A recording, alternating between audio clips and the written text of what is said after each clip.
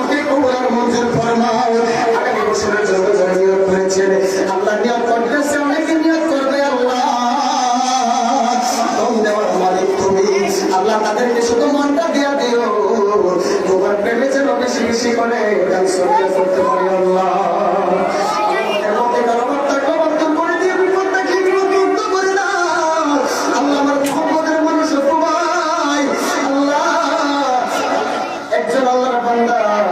সাহেব পুরার জন্য দোয়া চাইল, একবার সন্তানের জন্য দোয়া চাইল।